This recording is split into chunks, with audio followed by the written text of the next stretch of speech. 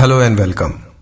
आज की lockdown story का टाइटल है उम्मीद। लॉकडाउन के दौरान अखबारों की सुर्खियों में कई लोगों का भविष्य छुपा है। रोजाना खबरें आ रही है कि लाखों लोगों की नौकरियां जा सकती है। इसी बीच 40 साल का एक पिता सिद्धार्थ चिंतित है। कंपनी के टारगेट वैसे ही मंदी की वजह से पूरे नहीं हुए और ये नौकरी पर संकट। वर्क फ्रॉम होम को जिसे एंजॉय करना चाहिए था वह सबसे ज्यादा चिंतित है। परिवार में पिता की बीमारी पर हो रहा खर्च, बच्चे की फीस, घर का खर्च, कुल मिलाकर 35,000 की सैलरी अंतिम हफ्ते तक पहुंचते पहुंचते दम तोड़ने लगती थी। और अब तो नौकरी भी बचेगी या नहीं यह भी तय नहीं। इतने लोगों की उम्मीदें हैं मुझसे। 40 साल का सिद्धार्थ जीवन के उस मोड़ पर खड़ा है जहां गाड़ी में बैक गियर नहीं लगाया जा सकता। इसे आगे बढ़ना ही है, गिरकर संभलकर कैसे भी। सिद्धार्थ के दिमाग में हताशा भी है।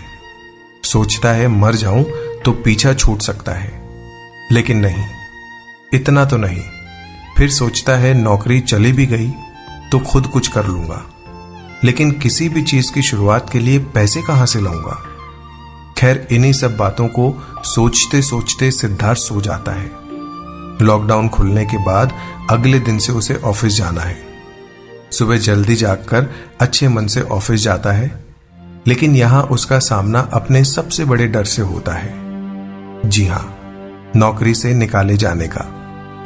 बॉस कहते हैं, देखो सिद्धार्थ, तुम अच्छे लड़के हो, लेकिन आजकल कंपनी का प्रेशर बहुत है।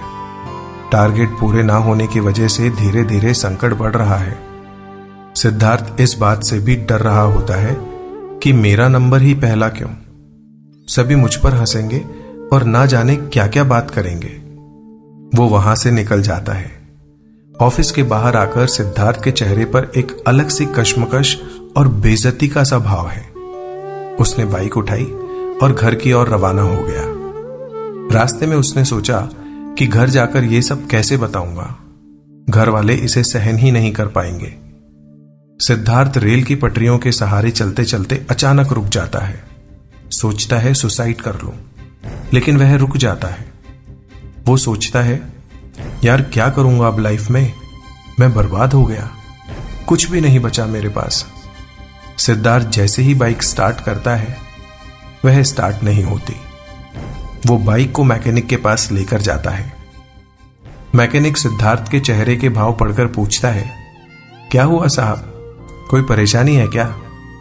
सिद्धार्थ कहता है, कुछ नहीं। वो कहता है, बताओ ना साहब। सिद्धार्थ पूछता है कि तुम्हारा बेटा कहीं दिखाई नहीं दे रहा। मैकेनिक बताता है कि आपने बचपन में उसे ट्यूशन पढ़ाया था, फिर उसने आपके कहे अनुसार ही ITI में ट्रेनिंग ली और अब वह एक अच्छी कंपनी में 20,000 महीने की कमाई करता है। मैकेनिक पूछता है, अब आप बताओ ना परेशान क्यों हो? सिद्धार्थ कहता है, कुछ नहीं, और वहां से घर की ओर रवाना हो जाता है। हिम्मत करके सिद्धार्थ घर पर सब बता देता है। उसके पिता उसे हौसला देते हैं कि कोई बात नहीं, नए सिरे से दूसरी जॉब सर्च कर लेना। सिद्धार्थ अपने कमरे में चला जाता है। वो सोचता है कि जब मेरा पढ़ाया हुआ बच्चा 20,000 कमा सकता है तो मैं क्यों नहीं। सिद्धार्थ को ट्यूशन सेंटर का आइडिया क्लिक कर जाता है।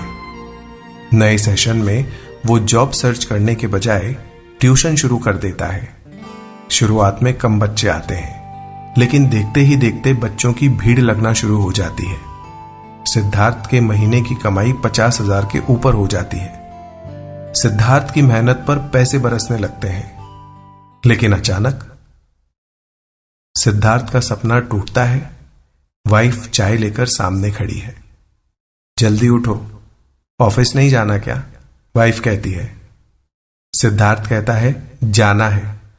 नहाते हुए सिद्धार्थ सोचता है, यह सपना था। अब सिद्धार्थ ऑफिस के लिए रवाना होता है, बिना किसी चिंता के।